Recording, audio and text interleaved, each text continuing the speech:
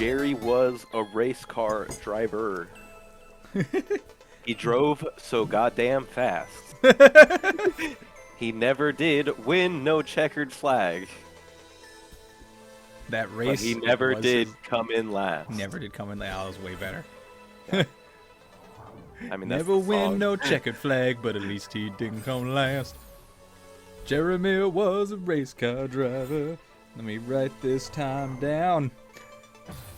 Oh, Never did win no checkered flag, but he never come in last. No. Oh, that's one of my favorite things to do while I'm in the car is to listen to songs and then try and sing it in like a different style. Often country. I often like default to like country just because that's just where like the tone of my voice goes sometimes. Mm-hmm. But yeah. No, I totally get that. It's also easy for me to make fun of like the cowboy drawl. Yeah, it is a very it's a very easy gag to make. I have a very strange relationship with that subject. I also love to sing in my car. That's one of my, I love to sing, period. And just singing to the radio is something I've done since I was a kid. But it's singing is like, what's the right word? It's absolutely like a hobby of mine. It's one that I try not to bother people with. But I do try to practice. Like I watch videos on like how to like check your tone and stuff. No, it's just the birds there, and I'm taking a breath because I finally got that one. And that was yeah, hard. because you fucking nailed it. was Yeah, difficult. Yeah. I deemed that screen difficult. I concur. But hang on, let's deal with this. Oh, hey, what are you doing down here, old lady? Hello again. Hey, she's you. You fucked up, didn't you? Don't worry. Take the failure Of Vader. course you're here, you old nag. I'm everywhere. I'm a metaphor. You quitter. You fell metaphorically. I scraped my knee. Oh, yes. No. You fell in your heart. See, the mountain doesn't pull any punches. Much like, confronting your past. It's a brutal climb toward being healthy, and sometimes you fall off the horse and try to get back up. Yeah, that reads. Oh, yes, shit. she does it. You gotta know when to throw in the towel. You'll get over it, you quitter. I'm not gonna give up. Because I'm the main character. And if I quit, this game would be very anticlimactic. Yeah. Robot Ghost was right. I'm a failure. She just leaves, and then you continue the rest of the game as What's his name? What's his name? Yeah. Gary. You guys remember? Yeah, you know the guy. Literally never remember his name. Yeah, you just have to play his story from then on. It's just about him like ineptly climbing the rest of the mountain. He's not living a but, metaphor. like... He's just actually a bad mountain climber in over his head.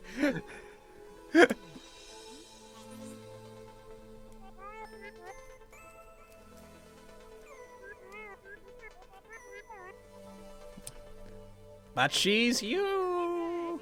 Yeah. Metaphor. Metaphor. She's in you. It's a metaphor. For. It was obvious. Stop narrating. And I've met some real self-loathing sons of bitches.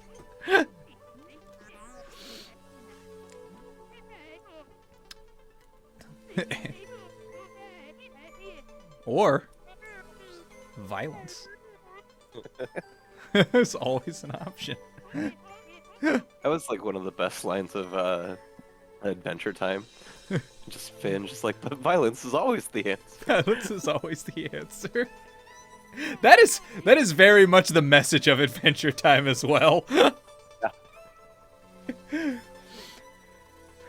Your life, I mean, you could like totally die, but other than that, you got nothing to do. You get the fuck up there. Ride my magic elevator that undoes your mistakes.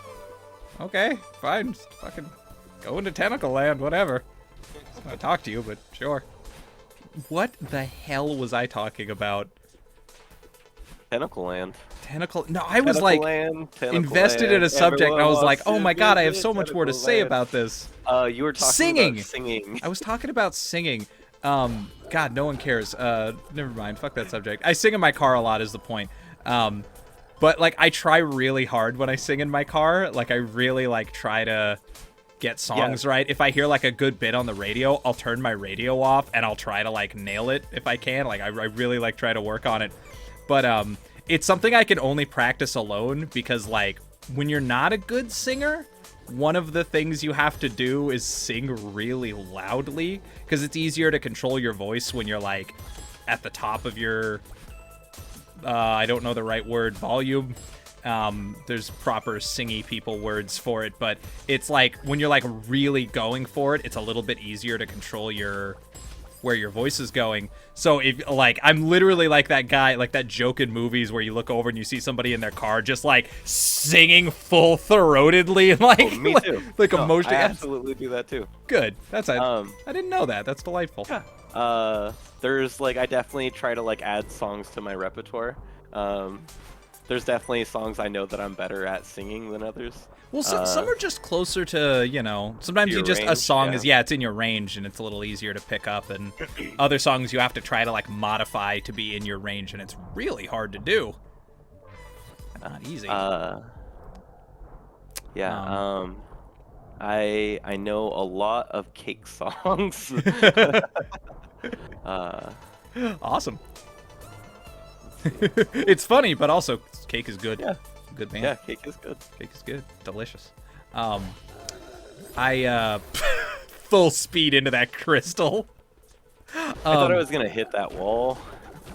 Oh, what was I gonna say? Oh. The one thing though that I always that always sticks with me though, I have like, I've talked about this a few times, but I have this very like deeply seated pet peeve. I hate when people caterwaul. I hate when people just like sing bad on purpose as like an excuse for not being able to sing. I don't care if people sing bad. I'm not a good singer. I don't care if people aren't good singers, but I hate when people go out of their way to sing bad because they're too much of a coward to sing bad on purpose. Drives me fucking crazy. I remember what voice we were doing for her. I don't know, but she's a robot. Beep, boop, pop. I thought you were done with me. Beep. That was a mistake. I'll fucking bet. I'm sorry. I lose my temper with technology. How did I fall down this mountain? I can fucking fly. You think you've got it all figured out? You think you don't need me. I said I'm sorry. I don't have much time. I don't have much time.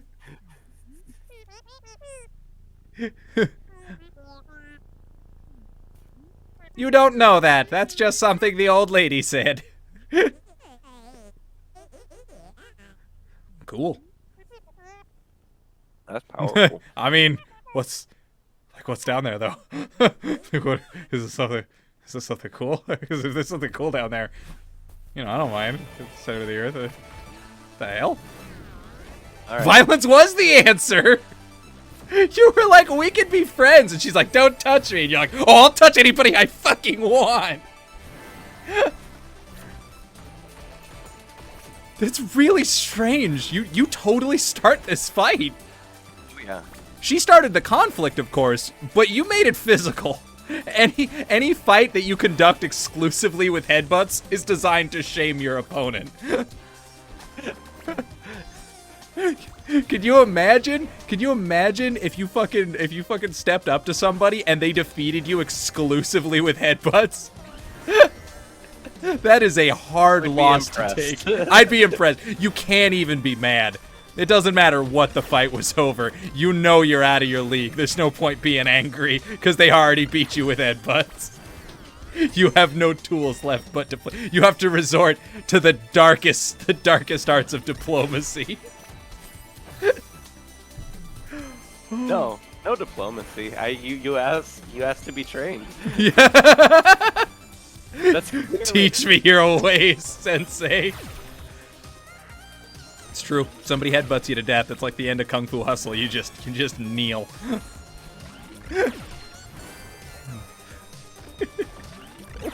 I was gonna talk I like about. that you're implying that you live after being headbutted to death. Yeah, why not? I don't know. I don't know how that story ends. If you make it, maybe I actually assume you're both dead because someone killed with a headbutt, and skulls don't get harder from training. Can you Why kill? not?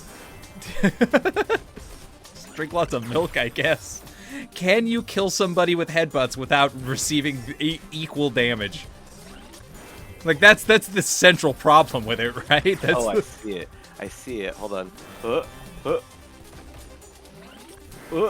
Ooh, look at you. No, damn. No, like last episode I was gonna talk about the fucking gate. That's one of the most distinctive things I remember from high school.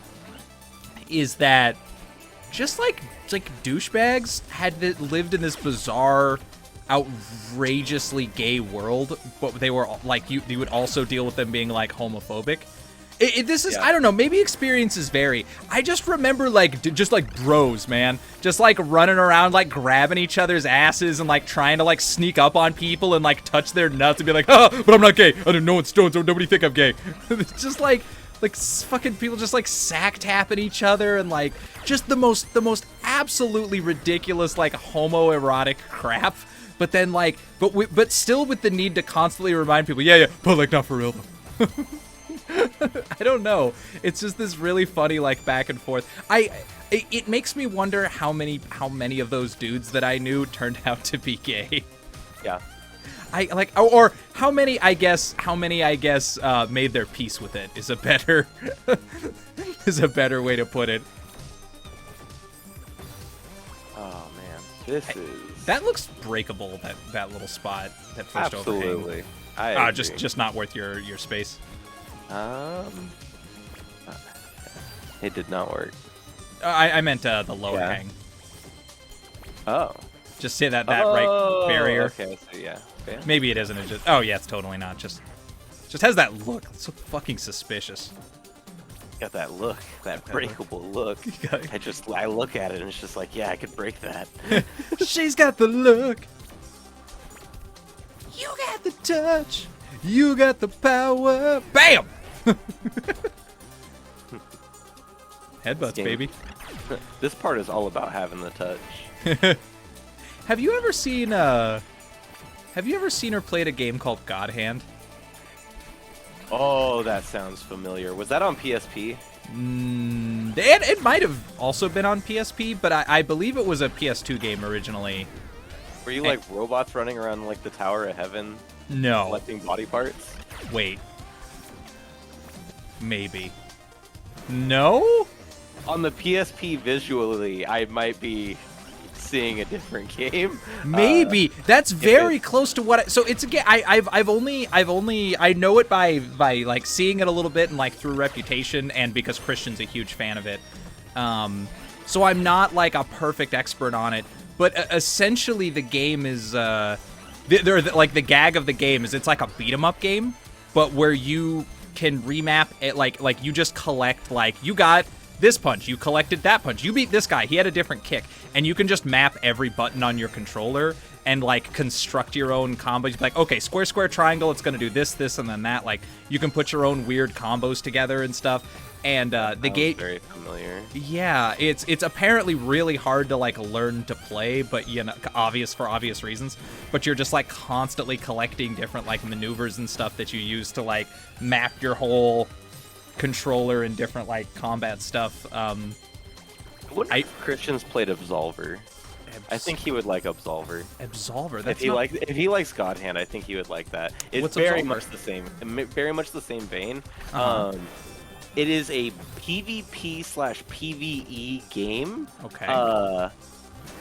Where the whole game is you pick like a martial arts type, and like your character just is a martial artist of that type, and as you level up, you like unlock more moves and stuff, and like the gear you get changes how your moves work and function. So like very similar idea. and it's just like a very intricate fighting game, where like you can run around. There's like an open world that you run around, but like all the enemies are just like they're just as much you as you are. Interesting. They're just robots, right? Okay. And then you can be invaded by like actual people. And yeah. It's like a weird open world-ish puzzle. Like it's a weird. Every objective is literally just like get to the next bonfire, essentially, or what is the bonfire in that game? Yeah, get to the next checkpoint. Get to the next checkpoint, and then between each area is just like dealing with like enemy after enemy. Sometimes having to deal with like two or more enemies at a time, and sometimes it's overwhelming. It's so interesting how bonfire has become synonymous with checkpoint. Yeah. You don't need to be playing a Souls-like. You can just be like, yeah, there's a bonfire over there. Everybody just knows what you're talking about. This is an interesting little tidbit right there. Yeah. There's a game. I cannot remember the fucking name of it for the life of me. There was this really interesting... I don't want to say it was a good game. It just like was a full of ideas. Well, you know, sometimes you play a game where you're like, you're not good, but I love what you're trying to do. You know what I mean? Okay, yeah. It was an Xbox game that one of my neighbors had, and he lent it to me, so I got to play it like a bit. I believe it was original Xbox. And it is this kind of generic like what an American would make a Yakuza game about. Of just like there's like this bad guy and like he runs like the big gang in town, and he's like coming to get your characters, and someone's father's been killed in martial arts and blah. Anyway, so there's like you're like 4 people in a bar basically who were all like wronged by this like Yakuza boss, and the whole goal of the game, like a classic beat 'em up, is to just go where he is and beat his ass. Here's the gag. You can have a gang of people with you. I don't remember what the limit is, but it's like 4 or 5. Like you can have like a number of people, and every single person on the street that you can run into in the game, instead of just like you're fighting Thug and Thug 2 and Thug 3, it's you're fighting Jeremy and Ronald and Franklin. And when you walk up to them and you fight people, you're like, oh, that guy's been beaten. You can then like be like, all right, join my gang, and you can like get all the generic thugs to like, you can pick up different like randos to be in your gang, and they all have like slightly different stats and what have you, and like beating certain people, you can like talk to them afterwards and like learn moves from them. It's just this really weird like but just that idea that everybody you who you get to join you, or anybody you befriend, like goes and hangs out at your bar. A lot of people you don't have to fight, so you have to like pick fights with people to like level up. You have to just be like, hey, I want to fight you, and they're like, fuck, I don't want to fight you, and so you have to like piss them off, but then you because you need to level up to be strong enough to beat the game, and like you have to like collect thugs and stuff. Just like go out and pick fights. Yeah, you literally just like get off the subway and they're like, hey, how's it going? But it's you know, in this fantasy world, so every single person everywhere is a street tough. Like, you go into a shop, and there's just, like, a muscle man in a suit, and he's like, what do you want to buy? And you're like, I want to buy a fight! And like, all right, let's fucking go! Like, everybody's, like, a cartoonish thug. Yeah, I don't remember the name of it, but it handles mediocre, and, like, you're imagining a better game than it is, but all of those ideas are there, and it's like, oh, man, it just needed a sequel, you know what I mean? Like, some games are just, like 50% of a perfect game, and like if all of those ideas were put through the filter of like a better basic like game designer, it would have been an unforgettably good game. Just interesting. I like any game that lets me play as a woman in a suit. The rarest of all video game characters. Just get to be King. I like King. There's no other not scantily clad woman. I don't. I've been, even if I did, even if that was like my jam, I'm full to the brim on that shit. I could get it at every corner store. I'm good on that. In any MMO. Any MMO fucking ever. I can name. I literally can't fill one hand with the amount of games that let me play as a woman in a suit. I'm trying to think of a third one right now, and I can't. No, I can't. I literally can't think of a third game. There's so few. You know, it's funny. I don't know if this is intentionally part of the metaphor of the game or not, but I gotta say, it kind of feels like being an asshole gives you superpowers is like what I'm witnessing here. If you had chose to just be an unkind like dick and been her instead, you really get the power to just cut people down. I guess that is a good metaphor. You're aggravating and no one wants to be around you because you can slay them. You can slay their self-esteem from a distance. The cultural equivalent of a laser beam is an insult. See? What was that last little pad there for?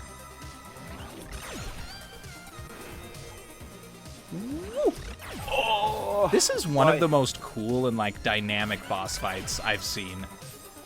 I know we like literally been bullshitting this entire time and the episode's almost over, but I do want to say that while we're here. This is a really rad boss fight. I'm super into it. Oh, I didn't carry the momentum. That would have been it. I like how good a job this game does in communicating when things will like momentum throw you and when they won't.